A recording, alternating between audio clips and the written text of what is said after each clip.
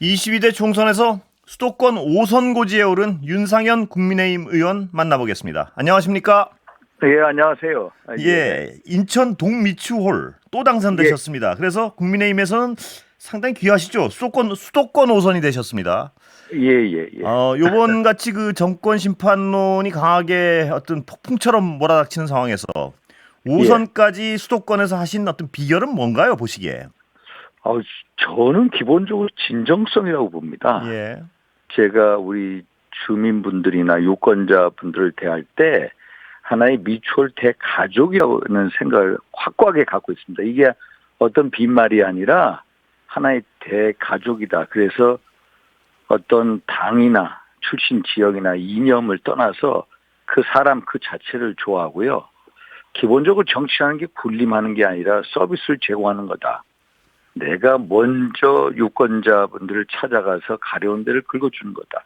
이런 정신을 갖고 있고, 그런 면에 있어서 정치 정치가 길도자 정도가 있다면은 그게 가장 중요한 게 인간미 아니냐. 그래서 인간미 호소하는 그런 정치를 꿈꾸고 그런 식으로 어떤 정치의 개념 정의를 내려다 보니까 그렇게 된 것 같습니다. 제가 어떤 신문에서 본 것 같은데요. 예. 윤 의원님이 유권자의 가족 사정까지 뭐 질문을 하고 기억을 했다. 뭐 이랬다는 기사를 언뜻 본 것 같은데 맞습니까? 예, 이렇게 좀 친하다 보면요. 예. 솔직히 많은 부분들을 알게 되고요. 그러면은 그분에 대한 인적 사항도 이렇게 알게 되고, 또 그걸 또 기입을 하고, 또 만나면은 또 말씀도 드리고, 그러면서 이제 그런 일이 가끔은 있습니다. 예. 열정과 어떤 진정성을 다하다 보면 또 그런 일도 있습니다. 유권자 전화번호는 몇 분이나 가지고 계세요?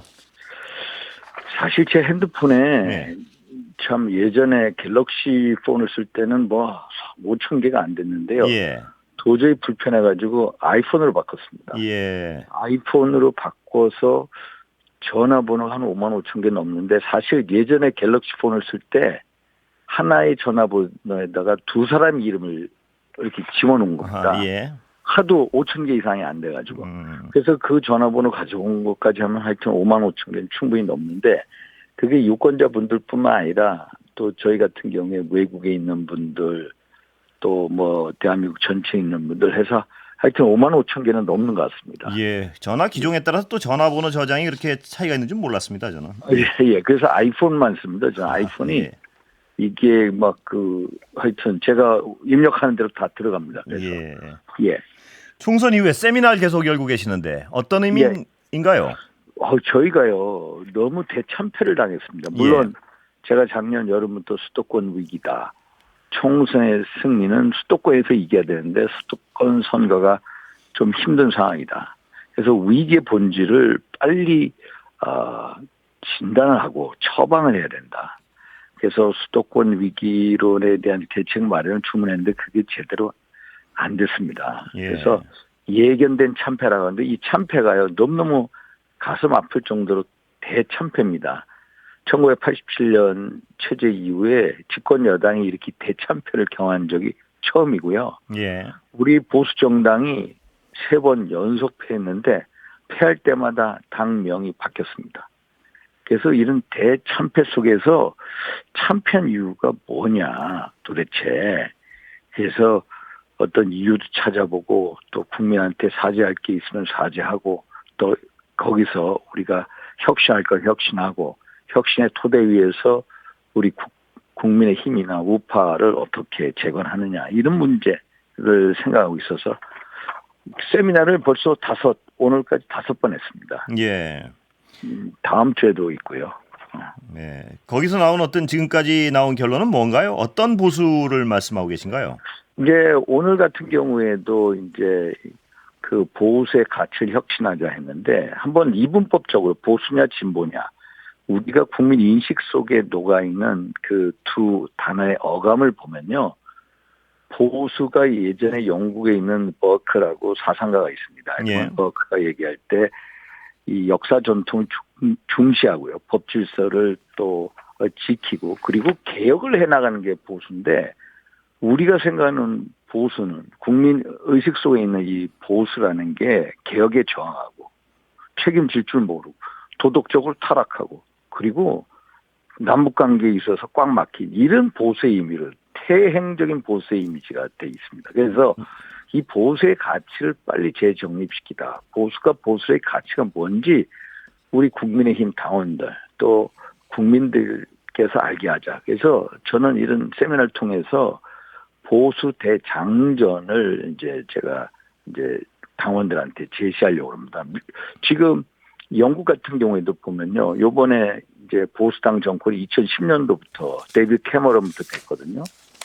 지금 14년 동안 집권 중입니다. 그런데 이 보수의 집권의 기반을 만들기 2004년도에 마이클 허워드라는 보수당 대표거든요. 그 사람이 16개 부상 강령을 만들고 우리가 생각하는 보수가 이념이 아니라 하나의 생활 방식 또 정치 양식으로 다가가게끔 하자. 예. 제가 지금 준비하고 있는 겁니다. 자, 그렇다면 윤 의원님 말씀하신 대로 어떤 태행적 보수와 개혁적 보수 혹은 보수의 어떤 본류.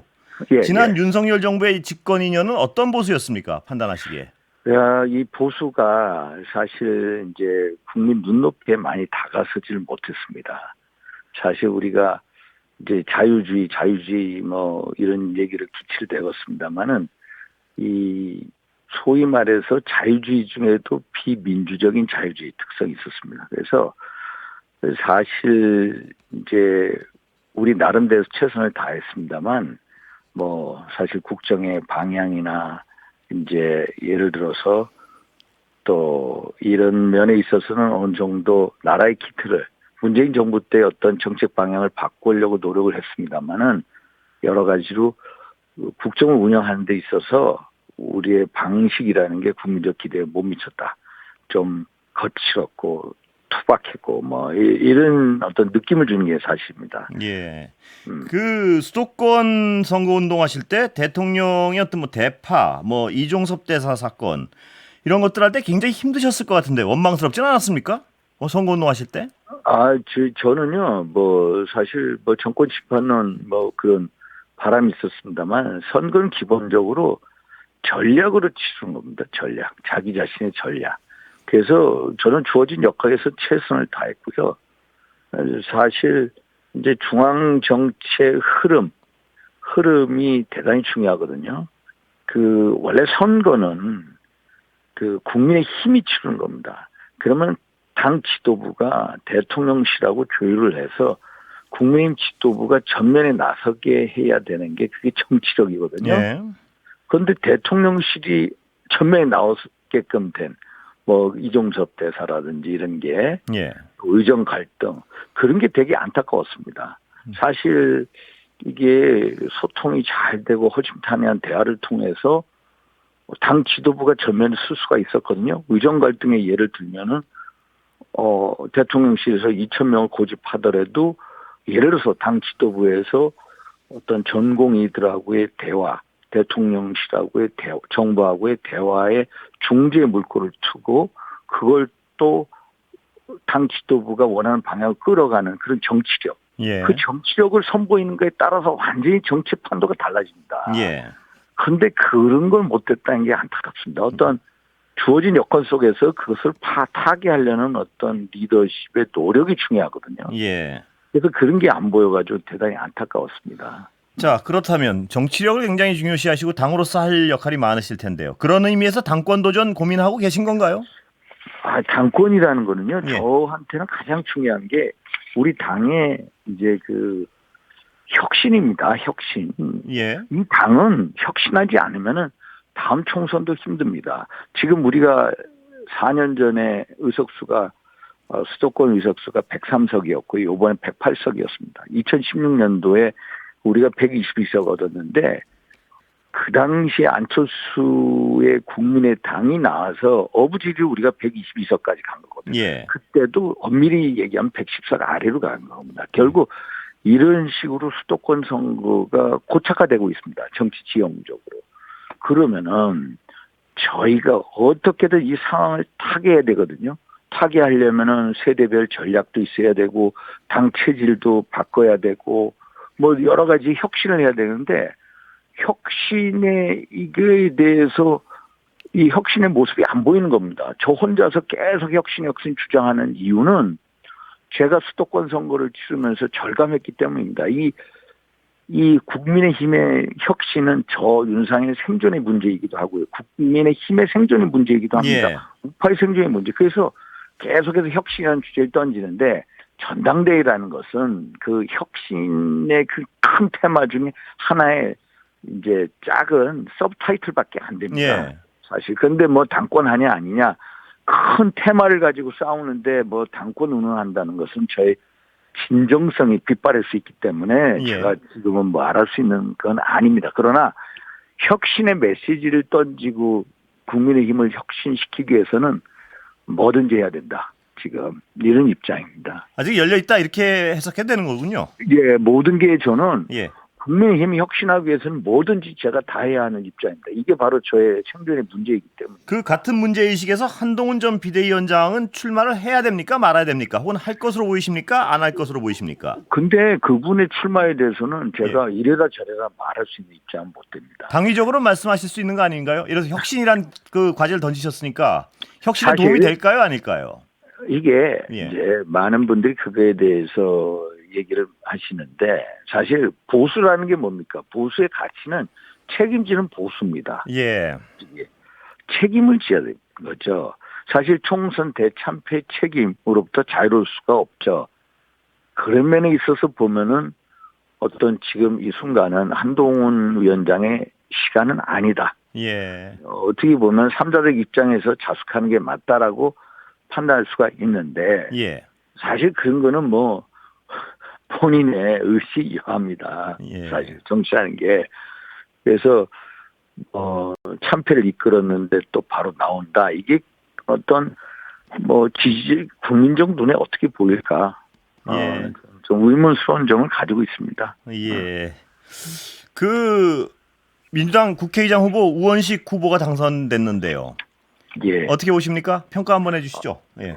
저는 솔직히 깜짝 놀랐습니다. 예. 깜짝 놀랐고요. 예상 밖의 결과에 경각심을 느꼈습니다. 사실 이 오늘의 결과는요. 추미애 의원을 국회의장 뽑지 않았다는 게 방점입니다. 예. 정확한 표현은. 우원식 의원을 뽑은 게 아니라 추미애 의원을 국회의장 뽑지 않았다라는 겁니다. 결국 이재명 대표 어떤 오다를 통해서 내려온 그 명령을 민당 의원들이 반감을 갖고 정말로 누가 대선 승리하는 데 도움이 되냐, 지방선거를 승리하는 데 도움이 되냐 이런 차원에서 우원식 의원을 택한 거거든요. 그래서 참 우리 당하고 이렇게 비교해 보면은 야 민주당이 참 좀 뭔가 변화하고 있다. 우리 국민의힘보다 오히려 민주당이 더 먼저 변화하고 하고 있다는 그런 것을 좀 느끼겠습니다. 예. 우원식 의장 후보는 잘 아십니까 개인적으로? 개인적으로 뭐 오랫동안 정치를 해왔죠. 어떤 정치인이라고 평가하십니까? 뭐 추미애 의장보다는 상대적으로 좀 온건하지 않겠나 이렇게 보는데 하여튼 그분이 지금까지 해왔던 게 어떤 을지로위원회 이런 거 또 사회적 약자 이런 예. 분들에 대한 관심을 많이 가지고 있는 분입니다. 그리고 이제 민당 내 소통도 강하시고요. 그래서 이제 뭐 이분이 하여튼 국회의장으로서 여야 협치 소통의 물꼬를 트는 데 도움이 됐으면 하는 바람입니다. 예, 정치 현안 좀 가보겠습니다. 요새 네이버 라인 야후 사태 때문에 시끄러운데요. 예. 정부 여당에 대해서 여론은 너무 미온적이다 이런 비판이 있습니다. 야당과 여론은요. 어떻게 보십니까? 예. 이게요 미온적이다라는 것은 결국 네이버가요. 예. 이게 민간 기업이지 않습니까? 예. 민간 기업에서 요청을 안 한 겁니다. 사실. 그러니까 정부 입장에서는 기업 경영에 간섭을 안 한다. 이런 차원에서 가만히 있었던 겁니다. 그런데 작년 11월에 네이버 클라우드 그게 한국에 있거든요. 거기서 정보 유출된 게 뭐 52만 건이다 이렇게 예. 얘기하는데 사실 작년 한 해만 하더라도 일본에서 100만 건 이상 유출된 게 8건이나 있었습니다. 그런데 예. 그거에 대해서 일본 총무성이 어떠한 행정 지도가 없었거든요. 그런데 우리 네이버 이제 소위 말해서 라인야후의 어떤 정보 유출에 대해서만 총무성이 이제 행정 지도를 3월에 하고 4월에 했거든요. 예. 그래서 자본관계 재검토를 해라. 그러니까 지분에 그렇습니다. 대해서 예. 검토를 하라. 이게 무슨 보안 사고 하나 가지고 이런 식으로 하느냐. 이게 너무 말이 안 되는 짓이거든요. 그래서요. 예. 그래서 일본이 왜 또 이렇게 나왔나 보면은요. 일본의 우리 이제 니케이 신문 같은 데 보면 이 정보가 중국 쪽으로 넘어간 겁니다. 사실 일본이라는 나라가 개인정보 보호에 대단히 민감한 사회거든요. 그래서 마이넘버라고 2016년도부터 주민등록증 시스템을 지금 만들고 있는데도 제대로 안 되고 있습니다. 예. 그런 마당에 중국으로까지 일본인들의 이용자 정보가 넘어갔다 하니까 이분들은 우리는 기업 경영적인 측면에서 보는데 일본 사람들은 이건 경제 안보적인 측면에서 보는 겁니다. 중국과 관련된. 예. 그러다 보니까 네이버의 클라우드에 이게 보안이 이제 잘 안 되는 거 아니냐. 또 네이버 클라우드 한국에 있어서 중국으로 넘어간 거 아니냐. 이런 식의 너무 겁을 먹고 상상할 수 없는 이런 이제 지분관계 재검토라는 이런 걸 해왔는데 이거는 있을 수 없는 거고요. 예. 사실 저는 이제 정부 측에다가 5월 초부터 계속 얘기한 게 뭐냐면은 그게 해외 중국에다가 정보가 넘어갔으면 그게 한국 정부가 개입할 수 있는 중요한 명분이 된다. 예. 그래서 그걸 빌미로 해서 일본 정부한테 공동조사를 요구를 하자. 공동조사를 요구하고 네이버에 대해서 과도한 조치가 있으면은 단지 그게 보안 사고였다면은 보안적인 문제에 대해서 우리가 좀 더 처리를 하고 너희들이 얘기한 행정지도, 자본관계 재검토가 아닌 그 조치를 철회해라. 그래서요. 의원님 말씀하신 대로 그런 조치가 있었어야 마땅한데 그럼에도 불구하고 정부는 네이버 입장만 듣겠다고 가만 손 놓고 앉아 있는 것 때문에 여론이 악화된 거 아니겠습니까? 그래서 이제 문제 네이버가 요청을 안 했다는 게 가장 큰 문제고요. 이제 사실 저 같은 경우에 일본 정부가 저렇게 나오면은 우리도 그걸 빌미로 해서 한번 공동조사를 요구하는 예. 것도 좋겠다 이런 입장인데 사실 지분 이제 자본관계 재검토라고 얘기했는데 이게 이제 전부 지분 매각이냐 이거는 이제 일본 정부가 아니라고 그러고 그렇지만은 보안 문제를 가지고 자본관계 재검토하라 이거는 좀 너무 나간 요구거든요. 사실 앞으로 지금까지 늦었더라도 앞으로라도 정부가 좀 적극적으로 나서야 되지 않겠습니까? 이 상황이면? 그래서 예. 지금 자본관계 재검토에 대해서 사실 네이버는 이 문제에 대해서 원래부터 지분을 정리하고 싶어 했습니다. 지분 정리를 하고 싶어 했는데 사실 지분 정리 소위 말해서 의원님 시간이 다 돼서 좀 줄여야 될 것 같습니다. 예. 7월 1일까지 지금 협상을 하고 있는데 예. 하여튼간에 정부 입장에서 부당한 조치는 아주 강하게 나갈 겁니다. 예. 단호하게. 여기까지 듣겠습니다. 윤상현